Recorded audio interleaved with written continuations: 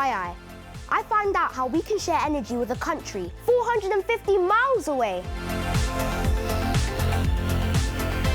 And Thomas visits the Science Museum to see how science fiction can become reality.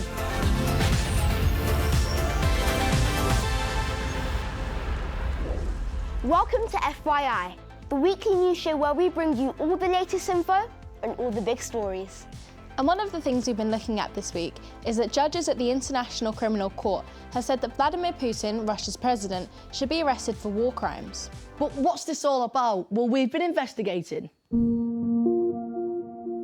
The International Criminal Court, known as the ICC, was created to ensure that people responsible for the worst crimes are brought to justice. This includes crimes against humanity and genocide, which is a crime committed with the intent to destroy a national, ethnic, racial or religious group. The ICC say both President Putin and Russia's Commissioner for Children's Rights, Maria Lvova-Belova, should be arrested. It's all because of a report by United Nations which says the way some Ukrainian children have been treated is a war crime. The United Nations, often called the UN, is a worldwide organisation that brings countries together to talk about and try to agree on world issues. So what exactly is a war crime? Well, I've been reading up on that. So it's when a country breaks an international law that's been agreed on by all the other countries about what you can and cannot do in wartime. One of these laws include anyone who's not involved in the fighting must be protected, which includes children. The UN's report says there's evidence that thousands of Ukrainian children have been taken away from Ukraine against their will by Russian forces. Many of them have been forced to live with Russian families despite still having parents in Ukraine. The report also says many of these children are being treated very badly. This goes against international law and is considered a war crime. Putin and Russia have denied committing any war crimes and said that the court's decision has no significance whatsoever. So what does this mean for President Putin? Well, nothing immediately, although he may be arrested if he decides to travel to any of the 122 other countries that are a part of the International Criminal Court. However, it does mean that he's being labelled as a suspected war criminal for the rest of his life, and this will affect how he's seen by his own country and the rest of the world. So have your parents recently been bothering you, I don't know, to turn off the lights, switch off your computer, or even unplug your hairdryer? Yeah, my dad's always telling me to turn off the lights. My mum's always telling me to turn off my game console and not leave it on for too long. Yeah, I mean, everything's getting so more expensive at the moment, including our energy bills. Yeah, and plus, aren't we supposed to be using less energy to help save the environment, right?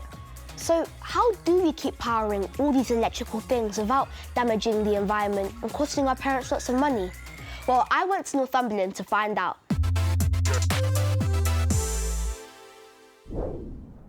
It's very windy. Not exactly the best day to come to the beach, but the wind is proving very handy because over there we have wind turbines. There's so much wind, it's making the blades turn around. Pretty cool, hey? But I've heard that not all electricity is made like this, so I thought I'd find someone who could tell me a bit more. Hey, Mike. Hey, Jeriah. Not all electricity or energy comes from wind. Some energy is actually come from what we call fossil fuels, like gas, oil and coal, which we then burn at big power stations. Now, fossil fuels are dinosaurs, in effect, prehistoric plants and animals. Now, the issue with those are fossil fuels, before long, will all die out. So once they're gone, they're gone?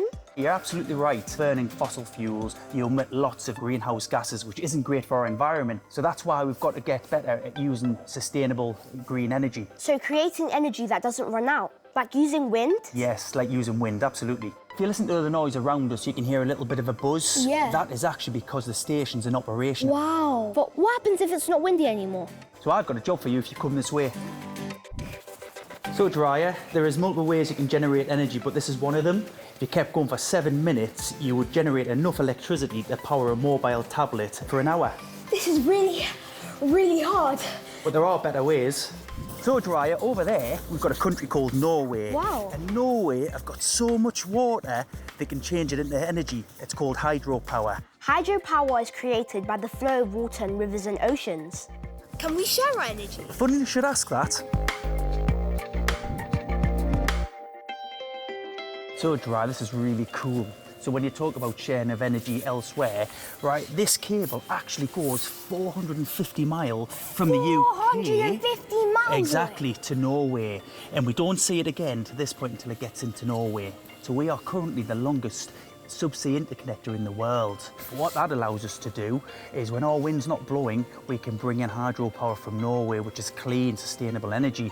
And likewise, when the water levels are low in Norway, we can support them by providing them with our wind and our solar energy, which is great for each country to help and share energy to keep you guys playing on your computer devices.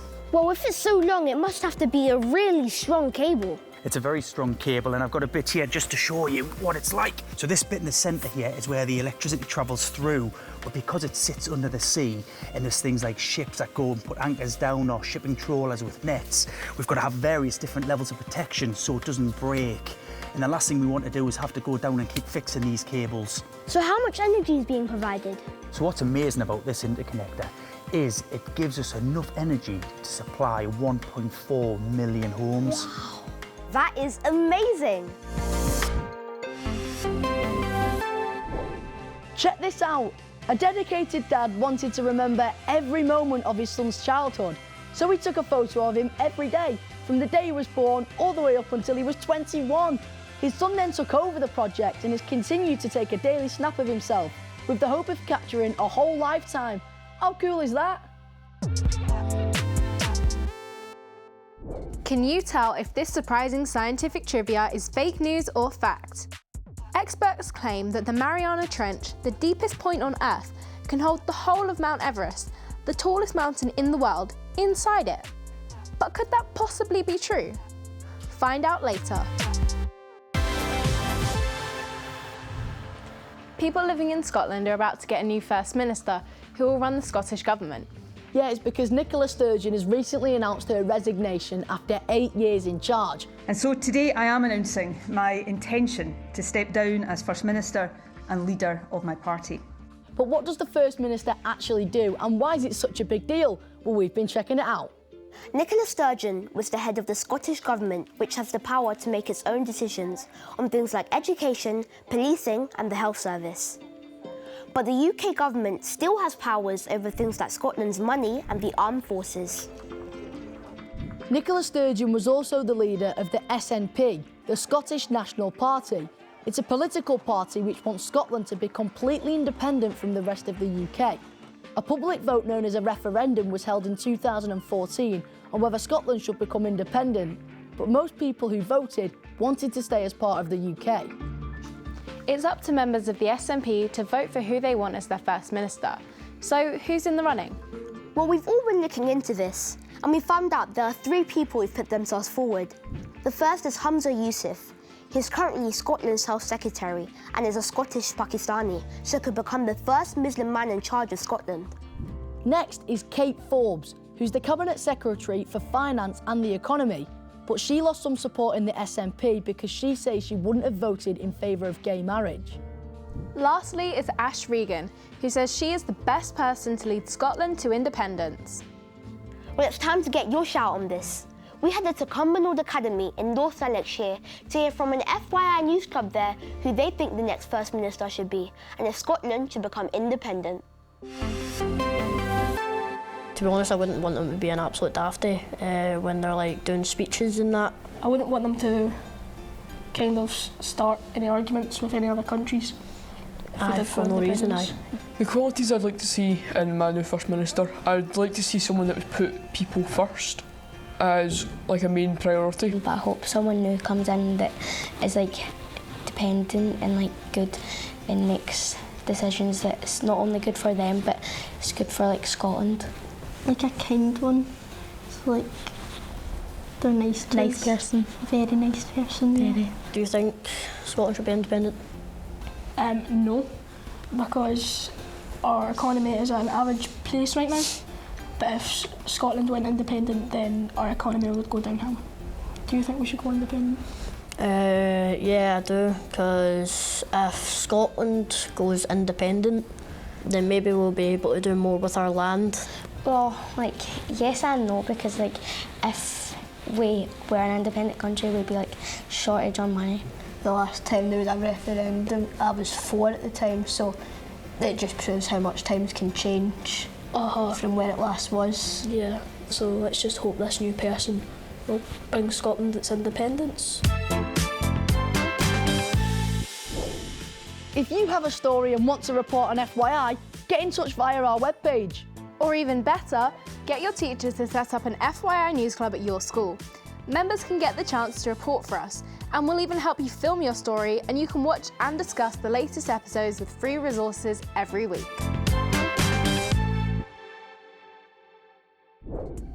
So, did you manage to work out this week's fake news or fact?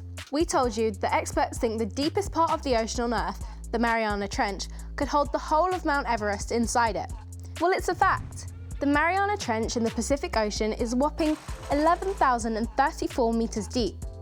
In contrast, Mount Everest, which borders Nepal and China, sits at 8,849 metres above the sea level. So it would fit inside the Mariana Trench with room to spare. Cool. For once, spiders don't make me squeal with this amazing picture. So a photographer in Indonesia managed to snap this jumping spider in his garden, surrounded by water droplets. It looks like it's doing a fashion shoot for a colourful hat. Cool. Well, spiders aren't the only fashion-conscious creatures. I never knew until I saw this, but scientists believe that sea urchins use stones and shells to cover their heads to camouflage themselves from predators, or to protect themselves from the sun's harmful rays. To prove this, some 3D printed hats were left in the water for these urchins, and this was the result. Because the hats are plastic, they were removed after the experiment.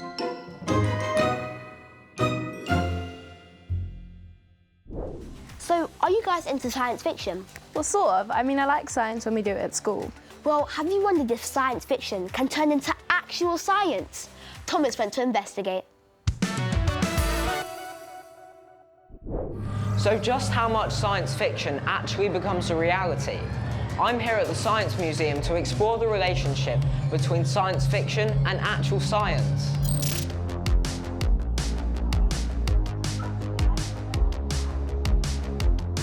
No guys, I haven't left the planet. I'm not friends with Jeff Bezos or Elon Musk, but this is the next best thing. Voyage to the Edge of Imagination is not your typical science exhibition, because it is science fiction that's on display here. It contains 9 sections of an alien ship, where you come across items from famous science fiction films, books, and television shows. This is the Biolab, which explores how scientists have been inspired by technology that they've seen in films or TV shows, and tried to develop them for real, like these bionic arms. Now, today's scientists have not quite mastered a jump gate, a doorway to another world across space. Shame. What do you want people to get out of the exhibition? The main thing I hope people would take away is that they'd just be excited about the possibilities that science fiction brings to science. The exhibition is all about that inspiration, and we're showing that science and science fiction inspire each other, that it's a conversation between the two. What can science fiction do for the world, and how can it affect the environment for the good? The way that science fiction encourages us to think creatively, to think imaginatively, and to try and solve problems in new ways, and we can apply those to some of the challenges that are facing the world, such as climate change. What I hope science fiction shows generally is that there are many possibilities, infinite possibilities, and it's kind of up to us which ones of those become the real future.